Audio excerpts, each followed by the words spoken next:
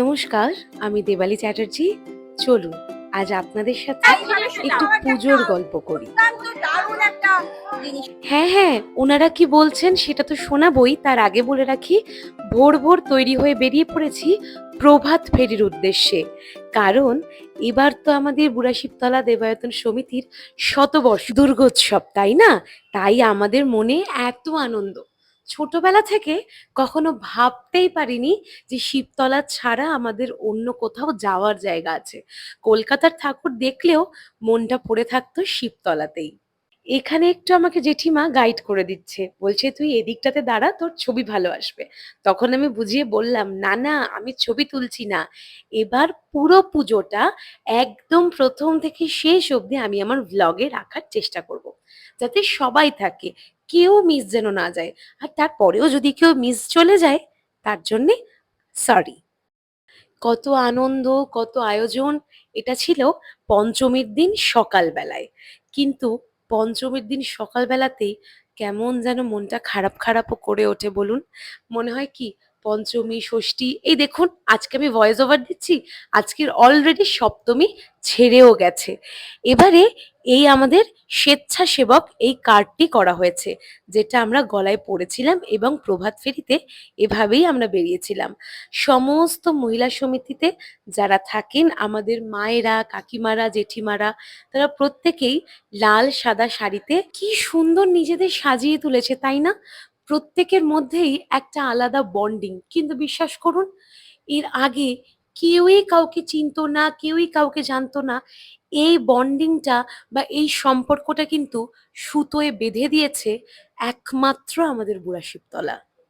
প্রত্যেকটা মানুষের আন্তরিকতা, প্রত্যেকটা মানুষের ভালোবাসা, আবেগ, সবকিছু মিলিয়ে মিশিয়ে আমাদের এই বুড়াশিবতলা। আমরা মনেই করি না যে এটা আমাদের বাড়ির পুজো নয়।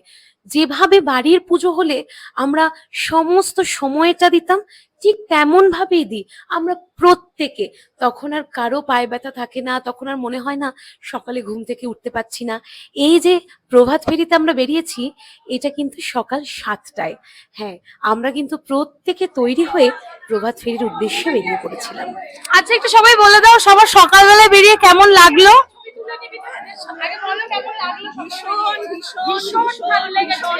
একটা নতুন অভিজ্ঞতা হলো আমাদের। আর অনেক ছোটবেলাটা ঘুরে পেলাম। সকালবেলাটা ঘুরে পেলাম।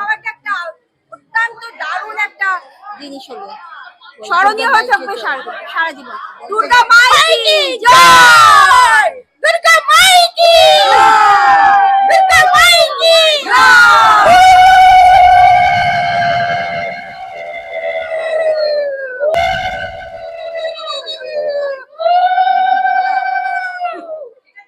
আমার দেবালিকে খুব পছন্দ, খুব সুইট। বলুন না, এই আদরগুলো কি বাড়ির মানুষ ছাড়া আর কারো থেকে পাওয়া যায়? তাহলে কি করে বলি যে আমাদের বাড়ির পুজো নয়? তবে হ্যাঁ, 100 বছর একটা আলাদাই ঐতিহ্য। কেন, সেগুলো আস্তে আস্তে বলবো। রাজ, কিছু বল। আজকে আমাদের প্রভাত ফেরি হয়েছে, বিশাল ব্যাপার। একটা 100 বছরের পুজো, এটা আমাদের 100 বছরের পুজো, বিশাল একটা ব্যাপার।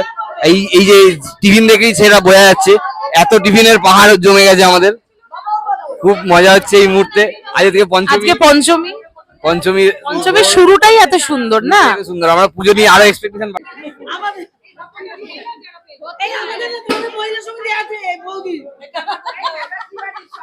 বাঙালি মানেই সকালের আড্ডাটা জমে যাবে চায়ে।